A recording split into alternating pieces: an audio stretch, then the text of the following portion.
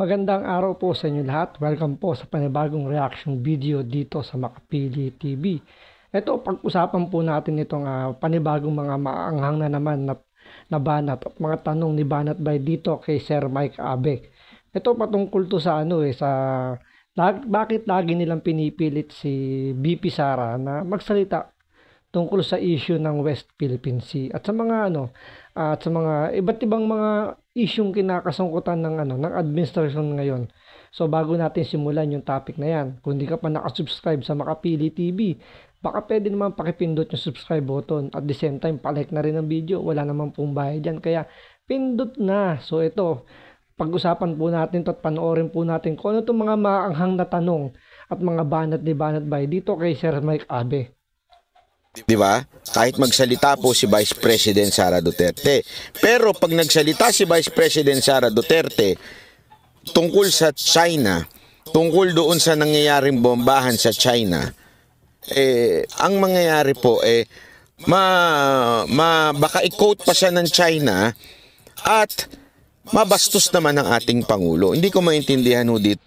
Yun nga isa pinakapunto rin bakit kailangang hingan ng lagi ng opinion itong si BP Sara sa mga issue na kinakasangkutan ni Pangulong Marcos, kinasasangkutan ng gobyerno natin. So siguro nasanay sila nung panahon ni Robredo na bawat issue kailangan meron siyang say. So dito pinapakita lang naman dito ni BP Sara kung saan ba talaga o ano ba talaga yung role ng Vice President. So, ang Vice President, ulitin po natin, kung tutusin po talaga, wala po talagang designated na pwesto o trabaho ang Vice President. Ang Vice President po, naghihintay lang po yan.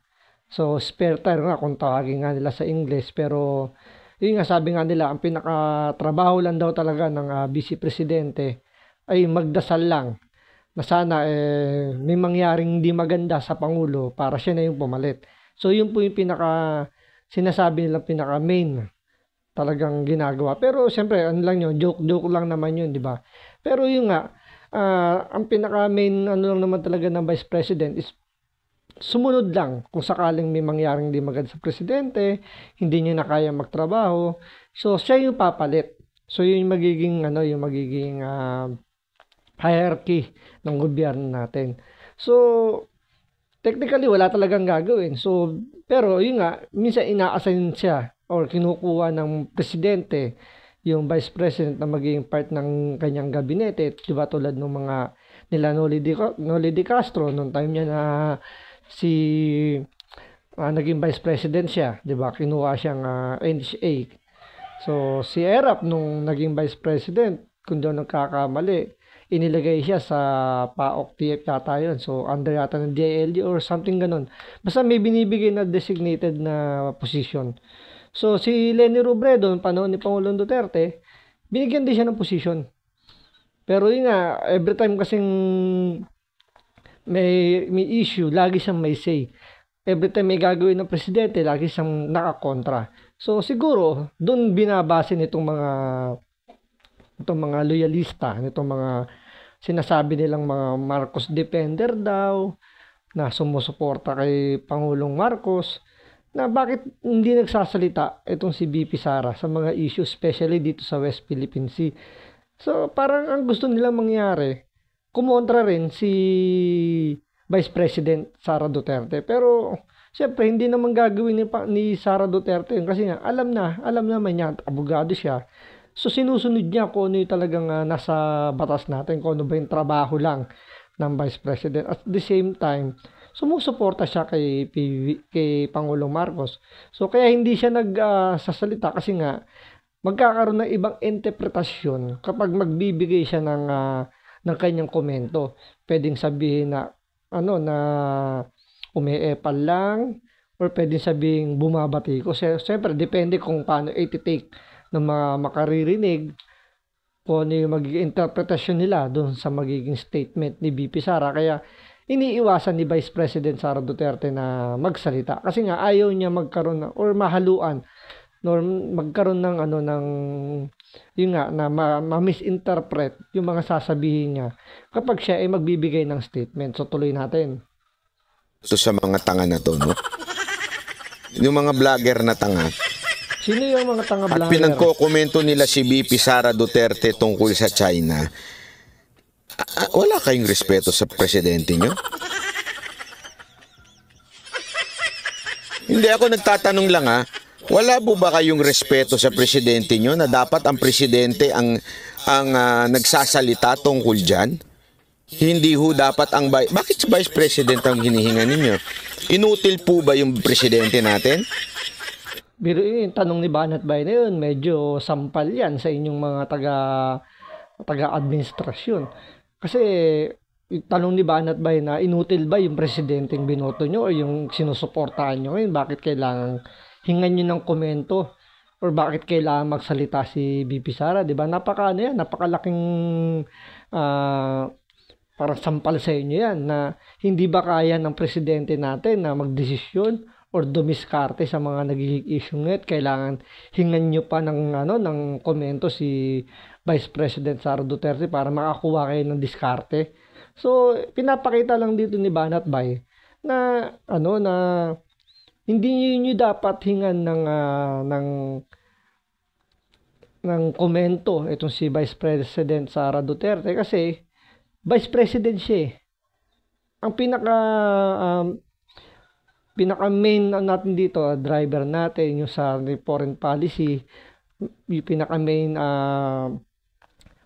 yung pinaka architect natin dito is yung presidente. Siya lahat yung magdidesisyon, siya yung didiskarte lahat. So, kung hihingi man siya ng advice galing sa kanyang mga cabinet secretary, mga sabihin nating mga advisor, na yun? Kumbaga, internal na lang, so executive meeting na lang ginagawa. So, nilang private na lang nila pag-uusapan yun.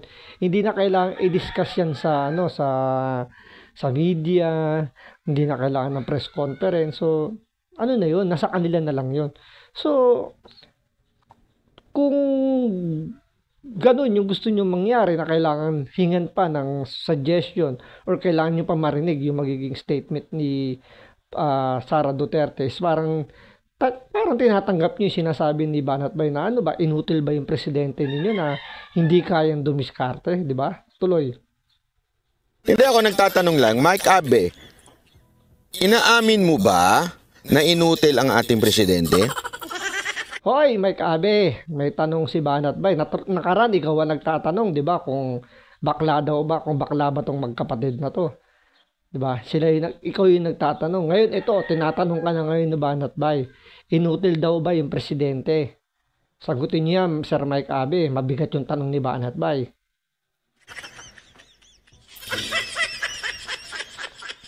Tandaan nyo ito ay nakalagay sa ating konstitusyon. Presidente lang. Ito ay nakalagay sa ating, ito ang tamang paraan, presidente lang. Bakit gusto din yung magsalita ang ating vice presidente? Inutil ba ang presidente natin? Mahinang nila lang ba? Inaamin nyo na ba ngayon, Mike Abe? Ako feeling ko kaya nila pinipilit magsalita dito si Vice President Sara Duterte. Alam niyo yung may nambubuyo na magsalita ka.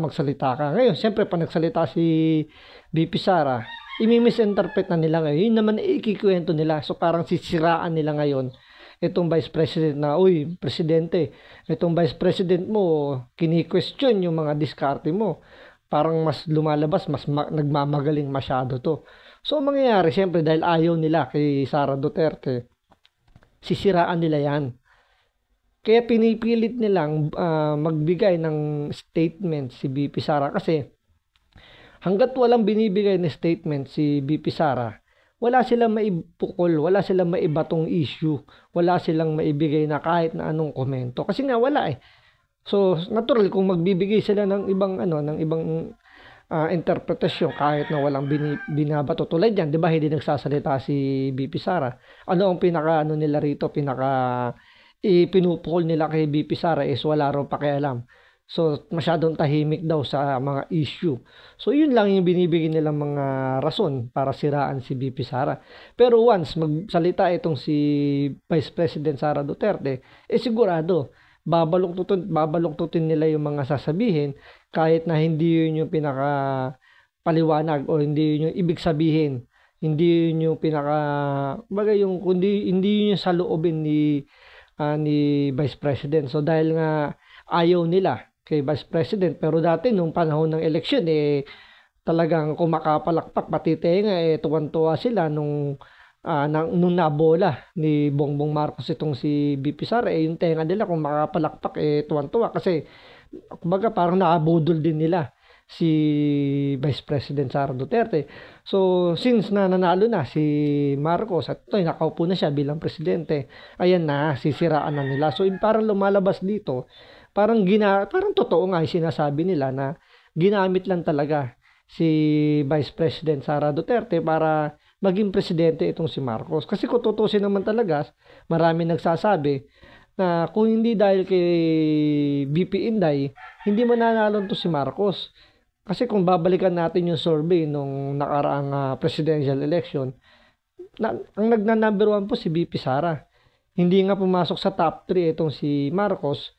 Umabol lang to nung nag-declare na si VP Sara na siya tatakbong vice presidente. Doon lang umangat si Bongbong Marcos kasi syempre yung boto ni Vice President Sara Duterte sa pagka-presidente napunta kay Bongbong Marcos. Diba? Kung titingnan nyo yung total ng boto ni Sara Duterte dito kay Bongbong Marcos, lamang na lamang si Vice President Sara Duterte. So, malaki yung katotohanan talaga na si VP Inday ang nagdala ng unit team ito ni Marcos. O sadyang tanga ka lang talaga? Ayun. Ang sakit nun, Sir Mike Abe, kung sadyang tanga ka lang daw ba? Sabi ni Banat Bay yun hindi po ako. So, tinatanong ni Banat Bay kung inutil daw ba yung presidente o sadya bang tanga ka lang daw. So, kailangan nyo pong sagutin to mga paratang ni Banat Bay kasi medyo maanghang at masakit na po yung mga binibitawan dito ni Banat Bay. Sabi nga ng lengguwahe mo, nagtatanong lang po. Ha? Wow. Wow. Nagtatanong lang po. Wow. Ako, nagtatanong lang naman po ako. Inutil po ba?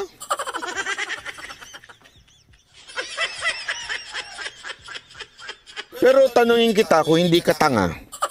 Meron po bang O yan, Sir Mike Abe, kung hindi ka daw tanga, eto, sagutin mo raw yung tanong ni Banat Bay. Nasa sa inyo po yan kung sasagutin nyo, pero mukhang kailangan nyo pong sagutin to kasi ang medyo masakit sa tenga yung tanong ni Banat Bay. Kung hindi daw kayo tanga, kailangan sagutin nyo daw to. taas na nagsasabing ang presidente lang ang pwedeng magbigay ng comment patungkol ho sa mga nangyayaring hindi tama sa lipunan? Wala po. Meron po bang batas na nagsasabing ang husgado lang ang pwedeng magsalita pagka may problema sa mga warrant? Wala din po.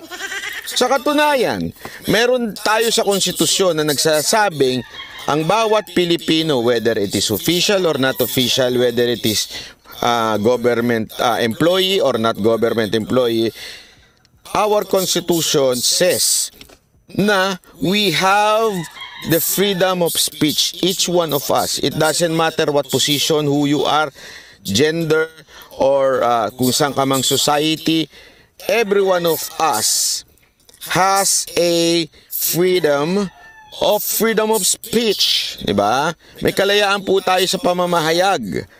Kaya nga na tayo nagdidiwang ng Independence Day. Isa ho yan eh. Bakit? Nung nagkaroon tayo ng kalayaan mula sa mga sumakop sa atin. Dito, maganda yung punto ni Banat Bay dito. Totoo nga naman na hindi lang naman ng presidente yung pwedeng magbigay ng komento sa mga kung ano man issue meron tayo.